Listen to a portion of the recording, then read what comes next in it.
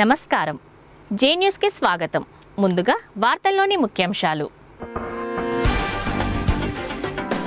ప్రపంచానికి తెలంగాణ పదాన్ని పరిచయం చేసిన ఘనత ముఖ్యమంత్రి కేసీఆర్దే. అమెరికా పర్యటనలో రాష్ట్ర విద్యుత్ శాఖ మంత్రి గుంటకల్ల జగదీష్ రెడ్డి వెల్లడి. ప్రజలు హరితహారం కార్యక్రమాన్ని విజయవంతం చేయాలి. సీసీ రోడ్డు నిర్మాణ పనుల శంకుస్థాపనలో మున్సిపల్ చైర్మన్ గండూరి ప్రవళిక ప్రకాష్ పిలుపు. అర్వపల్లి మండల కేంద్రంలో గుప్త నిధుల కోసం క్షుద్ర పూజలు. కేసు నమోదు చేసిన పోలీసులు. ప్రభుత్వం అందించే రుణాలను చిరు వ్యాపారులు సద్వినియోగం చేసుకోవాలి. అవగాహన కార్యక్రమంలో మున్సిపల్ చైర్మన్ గండూరి ప్రవళిక ప్రకాష్.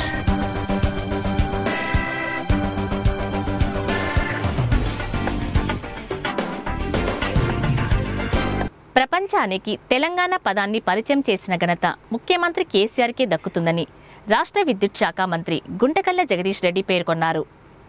రాష్ట్రం ఏర్పడి 4 సంవత్సరాలే అయినా ముఖ్యమంత్రి కేసీఆర్ పాలనా దక్షతతో ఇప్పుడు తెలంగాణ రాష్ట్రం 28 రాష్ట్రాలకు రోల్ మోడల్గా నిలిచిందని ఆయన చెప్పారు. అమెరికా తెలంగాణ అసోసియేషన్ ఆధ్వర్యంలో జరుగుతున్న ఈ ఉత్సవాలలో పాల్గొనేందుకు గాను ఆయన అమెరికాలో పర్యటిస్తున్నారు. హ్యూస్టన్లో జరిగిన ఉత్సవాలలో పాల్గొన్న అనంతరం ఆయన నార్త్ కరోలినాలోని చార్లెట్ వద్ద చార్లెట్ తెలంగాణ అసోసియేషన్ ఆధ్వర్యంలో జరిగిన వనభోజనాల కార్యక్రమంలో పాల్గొన్నారు. ప్రవాసులతో కలిసి ఆయన చేపల వేటలో పాల్గొని ప్రత్యేక ఆకర్షణగా నిలిచారు.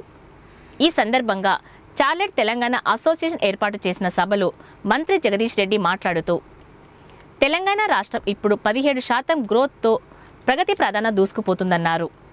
రాష్ట్రం ఏర్పడ్డాక అనతి కాలంలోనే ఇంతటి అభివృద్ధికి కారణం ముఖ్యమంత్రి కేసీఆర్ పడుతున్న శ్రమ అని ఆయన అభివర్ణించారు. రేపటి తెలంగాణ రాష్ట్రాన్ని సస్యశ్యామలం చేయనున్న కాళేశ్వరం ప్రాజెక్టు మొత్తం ముఖ్యమంత్రి కేసీఆర్ స్వీయ సారథ్యంలోనే నిర్మాణం జరుగుతుందన్నారు. ఆయనే ఒక ఇంజనీర్గా మారి కాళేశ్వరం వంటి అద్భుతమైన ప్రాజెక్టుకు రూపకల్పన చేసిన మహాశిల్పి కేసీఆర్ అని ఆయన కొనియాడారు. ప్రతిరోజు యావత్ భారతదేశంలోని 28 రాష్ట్రాల నుండి తెలంగాణలో జరుగుతున్న అభివృద్ధిని అధ్యయనం చేయడంతో పాటు వారి రాష్ట్రాలలో అమలుపరిచేందుకు తెలంగాణ రాష్ట్రాన్ని సందర్శిస్తున్న ప్రతినిధుల బృందాల పర్యటనని ఇందుకు అద్దం పడుతుందన్నారు. అమెరికాలోనూ తెలంగాణ సంస్కృతి సాంప్రదాయాలు కాపాడుతున్న తెలంగాణ బిడ్డలు అభినందనీయులు అని కొనియాడారు. తెలంగాణ గ్రామీణ ప్రాంతాలలో ఉపాధి అవకాశాలకు ఎన్ఆర్ఐలు తోడ్పాటు అందించాలని ప్రవాస తెలంగాణ సంఘాలకు ఆయన పిలుపునిచ్చారు. మారుతున్న ప్రపంచానికి అనుగుణంగా వృత్తులు మారుతున్నాయని, అందుకనుగుణంగా పరిశ్రమలు నెలకొల్పేందుకు ప్రవాసులు ముందుకు రావాలని కోరారు. ఇంకా ఈ కార్యక్రమంలో చార్లెట్ తెలంగాణ అసోసియేషన్ సంఘం సభ్యులు పాల్గొన్నారు.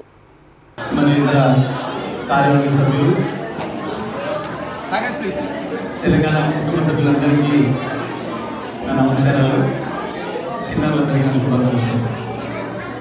సరే, మనం మీకు అనుకోకుండా వచ్చిన అతిథిని సంతోషం. వాస్తవానికి ఉపన్యాసం లేదు, మేము అక్కడ చేయలేని పని పిక్నిక్ పోవడం అనేది ఇక్కడ మేము చేసిన చాలా సంతోషం. సరే, తెలంగాణ రాష్ట్రం కావాలందరం కోరుతున్నాం. తెలంగాణ రాష్ట్రంలో 14 సంవత్సరాలు ప్రయత్నం చేసుకుని రాష్ట్రం సాధించాం. తెచ్చుకున్న తెలంగాణ ఏ రకంగా నిలబెట్టుకోవాలి, అభివృద్ధిలో ఎట్లా ముందుకోవాలనే విషయంలో, ఎట్లా నిలబడుతుందనే విషయంలో చాలా మంది చాలా అనుమానాలు ఉన్నాయి. ఎందుకంటే తెలంగాణ రాష్ట్రం అడుగుతున్నప్పుడు చాలా మంది రకరకాల అపోహలు సృష్టించారు. తెలంగాణ వద్దే ఉందని కొంతమంది తెలంగాణ వాదకులు అనిపించే ప్రయత్నం, తెలంగాణ వస్తే నిలబడలేదని, తెలంగాణకి ఆర్థిక వనరులు లేవని, తెలంగాణకి సహజ వనరులు లేవని, తెలంగాణను పరిపాలించుకునే శక్తి లేదు అని చెప్పి చాలా రకాలుగా మన మీద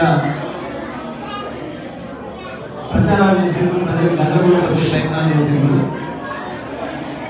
తెలంగాణ రాష్ట్రం ఏర్పడిన తర్వాత భారతదేశం అంతా కూడా మన వైపు చూసింది. కొత్త రాష్ట్రం 14 సంవత్సరాలు కొట్టాడి రాష్ట్రం తెచ్చుకున్నారు. వీళ్ళకి పరిపాలన అనుభవం లేదు. ఈ రాష్ట్రాన్ని పరిపాలించగలుగుతారా, ఈ రాష్ట్ర ప్రయాణం ఎక్కువైపు ఉంటుంది అని చాలా మంది అనుమానంగా భారతదేశ పరిశీలకులందరూ కూడా మనం చూశారు. చాలా ఆశ్చర్యంగా మనల్ని విమర్శించే వాళ్ళని గౌరవించడం కాదు, దేశంలో ఉన్న ఇతర రాష్ట్రాల్లో ఉన్న రాజకీయ పరిశీలకులు కూడా ఆశ్చర్యమైన పద్ధతుల్లో భారతదేశంలోనే ఒక గొప్ప రాష్ట్రంగా తెలంగాణ కేవలం 3 సంవత్సరాల కాలంలోనే నిలబడ్డది. భారతదేశానికి కావలసిన అనేక పథకాలను తెలంగాణ నుంచే వాళ్ళు తీసుకోవడం మొదలుపెట్టింది. తెలంగాణ వస్తే మీకు కరెంటే ఉండదు అని చెప్పి చివరి ముఖ్యమంత్రి కిరణ్ కుమార్ చెప్పిన మాటలు గుర్తున్నాయి. కానీ ఆశ్చర్యంగా కేవలం గృహ అవసరాలకు పారిశ్రామిక అవసరాలకే కాదు, వ్యవసాయ రంగానికి కూడా 24 గంటల ఉచిత విద్యుత్ ఇస్తున్న ఏకైక రాష్ట్రంగా తెలంగాణ రికార్డు సృష్టించింది భారతదేశంలో. ఇవాళ ఏ రాష్ట్రంలో కూడా ప్రధానమంత్రి మోడీ గారి రాష్ట్రం గుజరాత్లో కానీ, జవహర్లాల్ నెహ్రూ గారి నుంచి ఇందిరాగాంధీ, రాజీవ్ గాంధీ, సోనియా గాంధీ, రాహుల్ గాంధీ వరకు రాజకీయంగా ఆస్కారం ఇచ్చిన ఉత్తరప్రదేశ్ రాష్ట్రంలో కానీ ఇవాళ చాలా గ్రామాల్లో కరెంటే లేదు. కానీ చిన్న రాష్ట్రమైన పసిపుర లాంటి 3 సంవత్సరాల వయసున్న తెలంగాణ రాష్ట్రం భారతదేశంలో ఏ రాష్ట్రం ఇవ్వని విధంగా రైతాంగానికి ఉచితంగా 24 గంటల విద్యుత్ ఇస్తున్న మొట్టమొదటి రాష్ట్రంగా రికార్డు సృష్టించింది. అంతేకాదు భారతదేశంలో ఎక్కడ ఏ రాష్ట్రంలో కూడా ఇంటింటికి మంచినీళ్ళు ఇచ్చే కార్యక్రమం, అది కూడా నదుల నుంచి వచ్చిన పూర్తి సురక్షితమైన నీళ్ళను మాత్రమే అందించే కార్యక్రమం, మిషన్ భగీరథ కార్యక్రమం భారతదేశంలో ఏ రాష్ట్రంలో కూడా లేదు. ఇప్పుడు నేను చెప్పిన రాష్ట్రాలలో కూడా సగం గ్రామాలకు ఇంకా మంచినీళ్ళు లేవు. రైతాంగానికి సంబంధించి ప్రత్యేకంగా భారతదేశమే వ్యవసాయ ప్రధానిక దేశం. తెలంగాణ రాష్ట్రంలో ఇప్పటికీ 60% పైగా ప్రజలు వ్యవసాయం మీద ఆధారపడి ఉన్నారు. గత 60 సంవత్సరాలుగా ప్రభుత్వాలు చేసిన నిర్లక్ష్యం వల్ల తెలంగాణ రైతాంగం నాశనమై ఉన్న భూములు అమ్ముకొని అప్రమత్తమై భారతదేశంలో మొట్టమొదటిగా రైతు ఆత్మహత్య చేసుకున్న రాష్ట్రంగా సమైక్య ఆంధ్రప్రదేశ్ ఆనాడు రికార్డు సృష్టించింది. తెలంగాణ విడిపోతే మన వనరులు మనం వినియోగించుకుంటాం, మన రాష్ట్రాన్ని మనం అభివృద్ధి చేసుకోగలుగుతామని చెప్పేది చెప్పినాము. దాన్ని నిజం చేస్తూ మొత్తం భారతదేశంలో రైతాంగానికి 17,000 కోట్ల రూపాయల అప్పుని మాఫీ చేసిన ఏకైక రాష్ట్రంగా చరిత్ర సృష్టించడమే కాకుండా ఈ మధ్యకాలంలో మీరందరూ కూడా చూస్తుంటారు, భారతదేశంలో రైతాంగాన్ని కాపాడలే, వ్యవసాయాన్ని నిలబెట్టాలని చెప్పి దానికి తెలంగాణనే మోడల్ కావాలి, రోల్ మోడల్ కావాలని చెప్పి తెలంగాణ రైతు అప్పే లేకుండా వ్యవసాయం చేసే రోజు రావాలి అని చెప్పి వర్షం వచ్చేసరికి రైతు చేతిలో డబ్బులు ఉండాలి, విత్తనాలు కొనుక్కోవడానికో ఎరువులు తీసుకురావడానికో రైతు అప్పు చేయాల్సిన పరిస్థితి ఉండవద్దు మన రాష్ట్రంలో అని చెప్పి వ్యవసాయానికి రైతుకు ప్రతి ఎకరానికి సంవత్సరానికి 8,000 రూపాయల పెట్టుబడి మద్దతు ఇస్తూ మొదటి విడతగా 4,000 రూపాయల మీద 5,000 కోట్ల రూపాయలు అందించిన ఏకైక రాష్ట్రం కూడా భారతదేశంలో. స్థానిక 2వ వార్డును పట్టణంలోని ఆదర్శ వార్డుగా తీర్చిదిద్దేందుకు కృషి చేస్తానని మున్సిపల్ చైర్పర్సన్ గండూరి ప్రవళిక ప్రకాష్ అన్నారు. మంగళవారం స్థానిక 2వ వార్డులో మున్సిపల్ సాధారణ నిధులు 5,50,000 వ్యయంతో నిర్మించనున్న సీసీ రోడ్ నిర్మాణ పనులకు ఆమె శంకుస్థాపన చేసి మాట్లాడారు. ఇప్పటికే 2వ వార్డులో పలు అభివృద్ధి పనులు చేపట్టి పూర్తి చేసినట్లు తెలిపారు. పెండింగ్లో ఉన్న పనులను త్వరలో పూర్తి చేస్తామన్నారు. వార్డు ప్రజలు హరితహారం కార్యక్రమంలో విరివిగా పాల్గొని మొక్కలు నాటి పర్యావరణ పరిరక్షణకు కృషి చేయాలన్నారు. అనంతరం ప్లాస్టిక్ నివారణ దినోత్సవం సందర్భంగా అవగాహన ర్యాలీ నిర్వహించారు. ఈ కార్యక్రమంలో ward councillor Ganduri Pavani Krupakar, TRS రాష్ట్ర నాయకులు గండూరి ప్రకాష్, కౌన్సిలర్లు ఆకుల లవకుశ, జితేందర్ సింగ్, తండూ శ్రీనివాస్ గౌడ్, కుంభం నాగరాజు, నాయకులు చెల్లా లక్ష్మీకాంత్, మట్టపల్లి రమేష్, మంజుల, అశోక్ రెడ్డి, సాలయ్య, వెంకటేష్ తదితరులు పాల్గొన్నారు. మున్సిపల్ జనరల్ ఫండ్ నుంచి సీసీ రోడ్ నిర్మాణం చేపట్టడం జరుగుతుంది. సెకండ్ వార్డ్ అంతా కూడా చాలా కమర్షియల్ ఏరియా, ఎంప్లాయీస్ వార్డ్ కాబట్టి అన్ని చిన్న చిన్న రోడ్స్ చాలా ఉన్నాయి. అన్నీ కూడా బిట్స్ వైజ్గా కంప్లీట్ చేస్తూ, అంతేకాకుండా ప్రతి వార్డులో ఉన్నటువంటి ప్రతి సమస్యను కూడా వాళ్ళే స్వయంగా తీరుస్తూ ఈరోజు సెకండ్ వార్డు 34 వార్డులో కూడా ఆదర్శంగా నిలుస్తూ స్వయంగా ప్రజలకి కావాల్సినటువంటి అవసరాలు సొంత నిధులతో కూడా అప్పుడప్పుడు అవసరమైతే కేటాయించి ఈరోజు మరి మంచినీటిని అందించే విషయంలో, పర్యావరణాన్ని రక్షించే విషయంలో కూడా అనేక కార్యక్రమాలు సెకండ్ వార్డ్ నుంచి చేయడం జరుగుతుంది. ప్రత్యేకంగా ఈరోజు ప్లాస్టిక్ ఫ్రీ డే కాబట్టి ఇది కూడా ఒక అవేర్నెస్ ప్రోగ్రామ్ లాగా చేయాలని ఈ సెకండ్ వార్డులో ఇప్పటికే నీటిని, మంచినీటిపై ఎన్నో ఇంకుడు గుంటలు నిర్మించి స్వయంగా ఉచితంగా నీటి వాటర్ ప్లాంట్ని కూడా ఏర్పాటు చేయడం జరిగింది. అదే విధానంతో వచ్చేటువంటి హరితహారంలో కూడా మొక్కలు విరివిగా నాటి ఈ సెకండ్ వార్డ్ అంతా కూడా క్లీన్ అండ్ గ్రీన్గా చేయాలని కోరుకుంటూ ప్రత్యేకంగా నిధులు కేటాయించి అవసరమైతే అన్ని రోడ్స్ కంప్లీట్ చేసి వీలైతే సెకండ్ వార్డ్లో ఒక పార్క్ కూడా చేయాలని గౌరవ కౌన్సిలర్ గారు ఇంట్రెస్ట్తో ఉన్నారు. ఎక్కడ ప్లేస్ వీలైతే అక్కడ గ్రీనరీ పార్క్, ఎందుకంటే చిల్డ్రన్ ఎక్కువ ఉన్న ఏరియా విద్యానగర్ అంతా కూడా కాబట్టి మంచి ఇంట్రెస్ట్తోని వాళ్ళ కోఆపరేషన్తోని వీలైతే పార్క్ కూడా నిర్మిస్తామని చెప్పి తెలియజేసుకుంటూ 2వ వార్డులో రెడ్డి అపార్ట్మెంట్ సందులో 5.5 లక్షల వ్యయంతో 110 మీటర్ల పొడవుతో 5.5 వెడల్పుతో సీసీ రోడ్డు నిర్మాణం చేయుచున్నాము. ఈ సీసీ రోడ్డు నిర్మాణం చేయడానికి సహకరించినటువంటి మున్సిపల్ చైర్పర్సన్ గారికి అభినందనలు. అదేవిధంగా ఈ రోడ్డే కాకుండా మన వార్డులో తిరుమల ఎలక్ట్రానిక్స్ నుండి దుర్గాబాయి హాస్పిటల్ వరకు కూడా సీసీ రోడ్డు నిర్మాణం, అదేవిధంగా మన శ్రీదేవి బార్ నుండి వైష్ణవి మిల్క్ సెంటర్ వరకు కూడా డ్రైనేజ్ కాలువలు శాంక్షన్ అయి ఉన్నాయి. త్వరలోనే అవి కూడా మనం నిర్మించుకోబోతున్నాం కాబట్టి అందరికీ శుభాకాంక్షలు.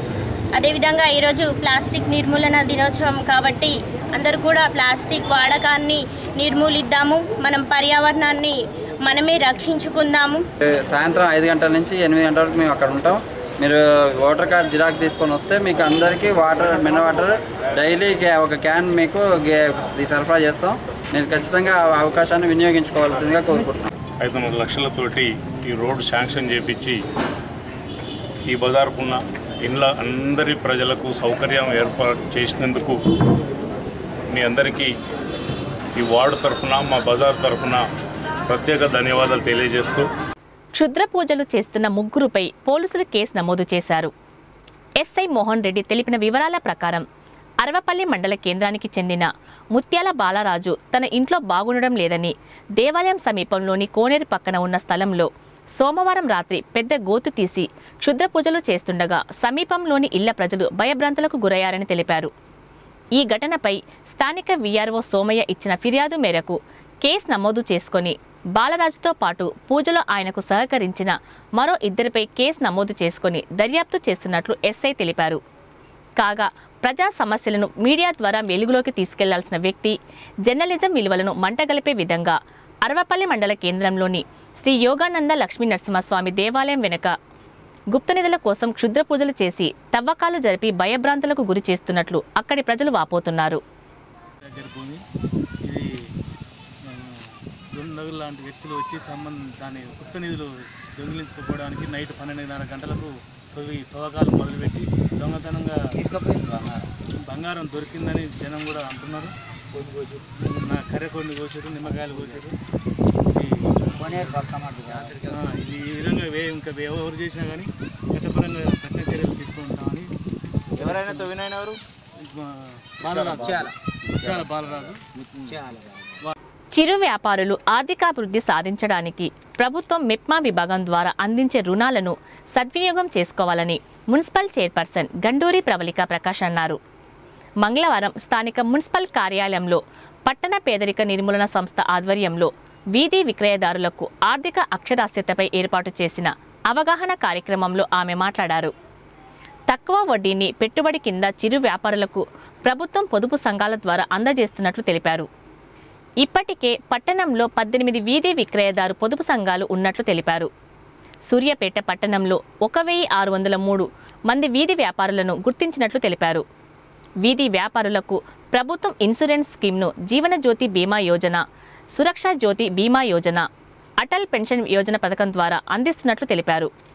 ఈ సమావేశంలో టీఆర్ఎస్ రాష్ట్ర నాయకులు గండూరి ప్రకాష్, కమిషనర్ శంకర్, కౌన్సిలర్లు ఆకుల లవకుశ, గండూరి పావని కృపాకర్, జితేందర్ సింగ్, మెప్మా అధికారి రమేష్ నాయక్, టీపీఓ వసుంధర తదితరులు ఉన్నారు.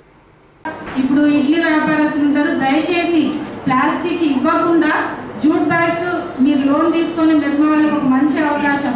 లోన్ తీసుకొని ఒక సంఘం కాకుండా ఒక 10 సంఘాల వాళ్ళు కలిసినా కానీ 5-6 సంఘాలు కలిసి కూడా జూట్ బ్యాగ్స్ తయారు చేసే విధానాన్ని ఒక చిన్న షాప్ లాగా మీరు ఏర్పాటు చేసుకొని దానికి కావాల్సిన మెటీరియల్ లోన్ ద్వారా కావాలి అంటే ఇంట్రెస్ట్ ఉన్న వాళ్ళు ప్రయత్నం చేద్దాం. అన్ని షాప్స్కి కూడా ఇప్పుడు ఇడ్లీ బండి షాప్ కానీ చిన్న చిన్న హోటల్ వాళ్ళు ప్యాక్ చేసి ఇస్తారు. బండి మీద ఇడ్లీ ఇచ్చేటప్పుడు ప్లాస్టిక్ కవరే ఇస్తారు. గతంలో ఎలా ఇచ్చేది, పేపర్లో కట్టి దారం కట్టి ఇచ్చేది. దయచేసి మళ్ళీ ఆ విధానం రావాలి అని కోరుకుంటున్నాను. చిన్న చిన్నవి మీరు కూడా పాటిస్తూ వస్తే మా నుంచి కూడా తప్పకుండా మీకు సహకారం అందుతుంది. అదేవిధంగా టీ హోటల్ వాళ్ళు కూడా పేపర్ గ్లాసెస్ వాడకుండా మళ్ళీ గతంలో ఎట్లా వాడేదో అదేవిధంగా చిన్న గ్లాస్ కానీ గాజు గ్లాస్ కానీ స్టీల్ గ్లాస్ కానీ వాడాలని చెప్పి కోరుకుంటున్నాను. ఎప్పటికప్పుడు మేము కూడా రైడ్ చేయించడం జరుగుతుంది. ప్లాస్టిక్ అనేది 100% బ్యాన్ చేస్తే మన సూర్యాపేట ఇంకా ఇంకా అభివృద్ధి చెందుతుంది. మీ అందరూ ఎవరు కూడా నెగిటివ్గా ఆ షాప్ ఆలోచన నుంచి బయటికి రావాలి, ఎలా మనం డెవలప్ అవ్వాలి అనే ఆలోచనతో మీరందరూ ఉండాలని కూడా కోరుకుంటున్నాను. ఈ చిరు వ్యాపారం చేసుకోవడానికంటే చిన్నతర వ్యాపారం చేసుకోవడానికి అర్హత గల ఆ వయసు ఉన్నటువంటి వాళ్ళని ఐడెంటిఫై చేసి వాళ్ళ ఫ్యామిలీలో ఎంతమంది ఉంటే అంతమందిని మనం ఐడెంటిఫై చేసి వాళ్ళకు కూడా వెండింగ్ సర్టిఫికేట్ అంటే వ్యాపారం చేసుకోవడానికి వాళ్ళకి అర్హత ఉందని ఒక సర్టిఫికేట్ కూడా మనము మున్సిపల్ ఆఫీస్ నుంచి జారీ చేయడం జరిగింది. ఇది ఆల్మోస్ట్ అందరికీ కూడా మనం ఇవ్వడం జరిగింది. So first identification, then second one వాళ్ళకి ఐడి కార్డ్స్ ఇవ్వడము, వెండింగ్ సర్టిఫికేట్ ఇవ్వడము, ఈ 2 అంశాలు. ఇంకా ప్రధానమైనటువంటి అంశం ఏంటంటే ఈ చిరు వ్యాపారం చేసుకునే వాళ్ళందరూ కూడా ఎక్కువ శాతం వడ్డీతోటి బయటికి వెళ్ళి బయట ప్రైవేట్ వ్యక్తుల దగ్గర, ప్రైవేట్ సంస్థల దగ్గర అప్పు తెచ్చుకుంటున్నారు. ఆ తీసుకున్న అప్పును తిరిగి చెల్లించే క్రమంలో వీళ్ళు చేస్తున్న వ్యాపారంలో వచ్చేటటువంటి పైసా ప్రతిదీ కూడా మళ్ళీ అప్పుకి చెల్లించాల్సిన పరిస్థితి వస్తుందనేది మనం గవర్నమెంట్ ఆఫ్ ఇండియా నుంచి చేసినటువంటి ఒక సర్వేలో తేలినటువంటి వాస్తవం అన్నమాట.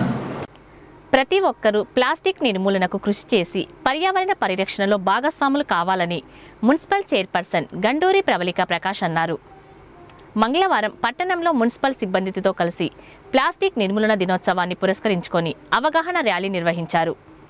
ఈ సందర్భంగా ఆమె మాట్లాడుతూ పర్యావరణానికి హాని చేస్తున్న ప్లాస్టిక్ను ప్రతి ఒక్కరూ నిషేధించి గుడ్డ సంచులను వాడాలన్నారు.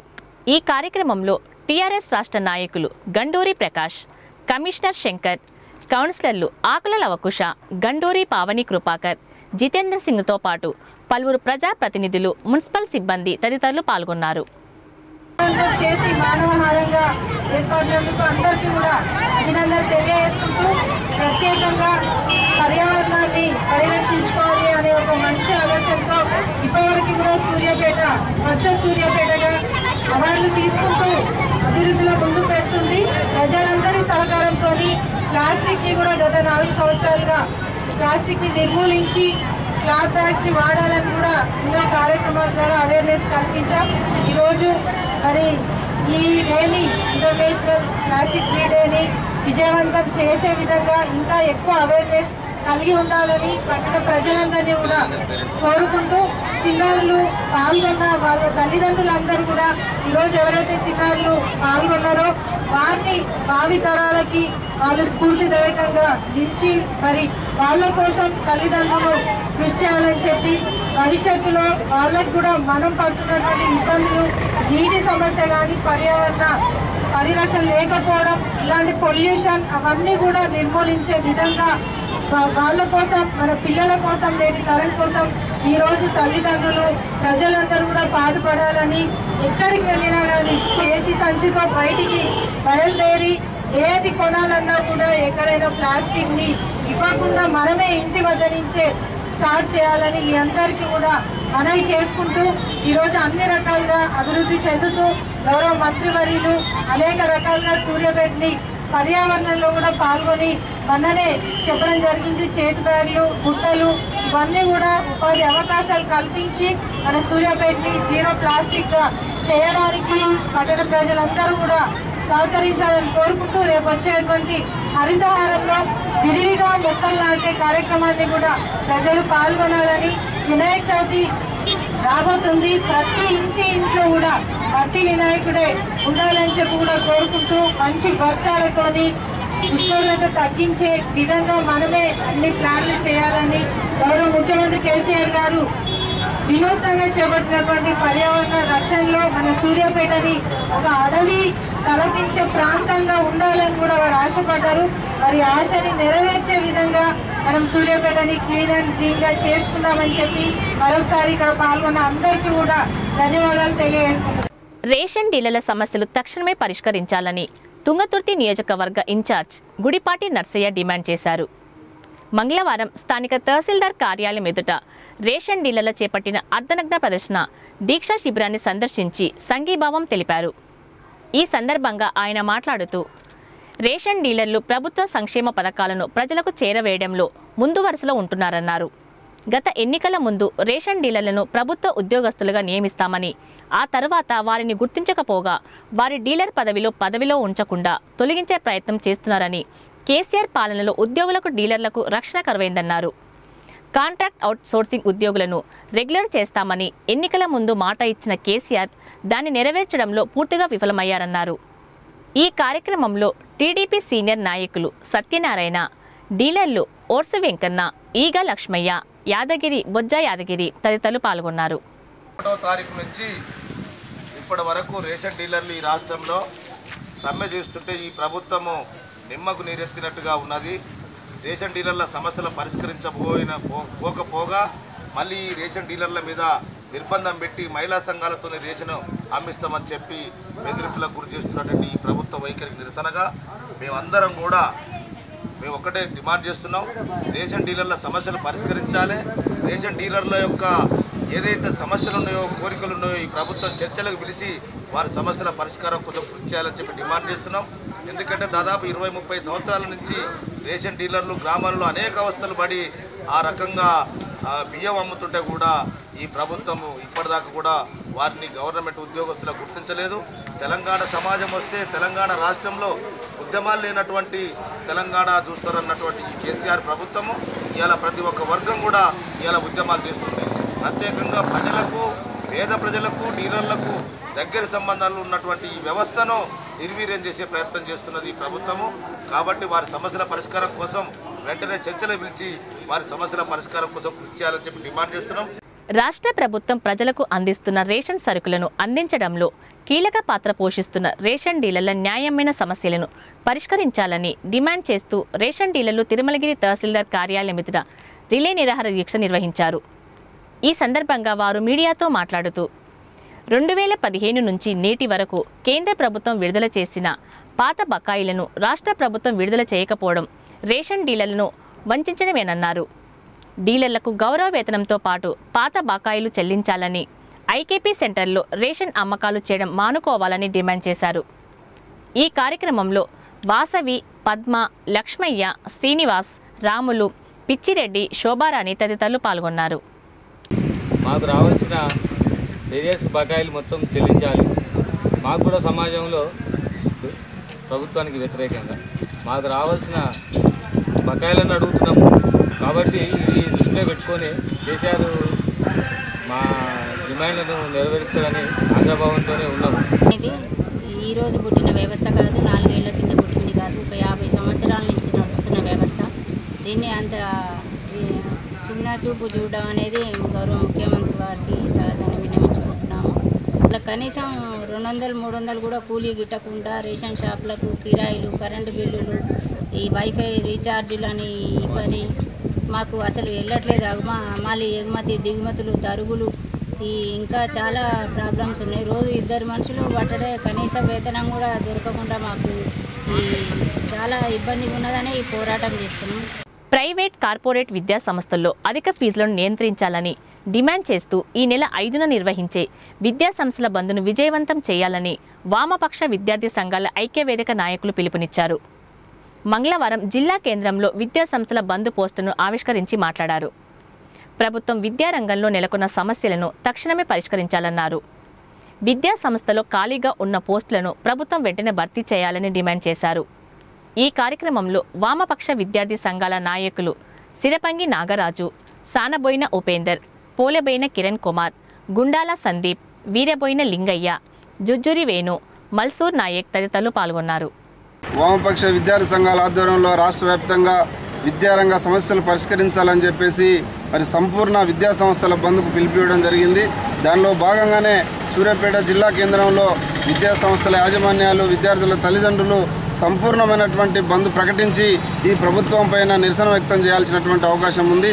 మరి విద్యను పూర్తిగా వ్యాపారమయంలో ఉన్నది అయినా కూడా ప్రభుత్వం కనీసం స్పందించేటటువంటి పరిస్థితి కూడా లేదు. కాబట్టి మరి 5వ తారీఖున జరిగేటటువంటి బంద్లో అందరూ కూడా పార్టిసిపేట్ అయ్యి సంపూర్ణ బంద్ ప్రకటించి ఈ ప్రభుత్వంపై ఒత్తిడి తీసుకురావాల్సిందిగా వామపక్ష విద్యా సంఘాలుగా డిమాండ్ చేస్తా ఉన్నాం.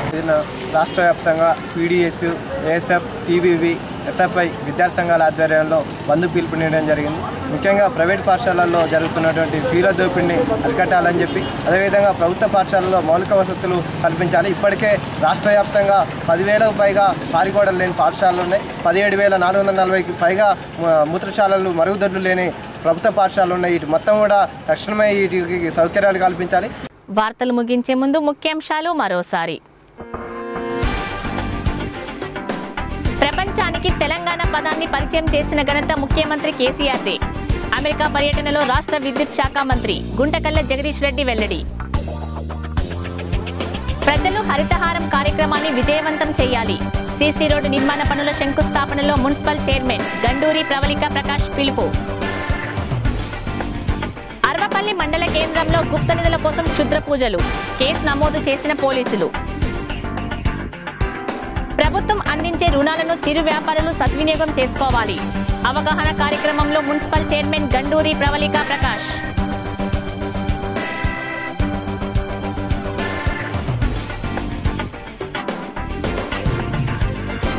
జే న్యూస్ ఇంతటితో సమాప్తం. నమస్కారం.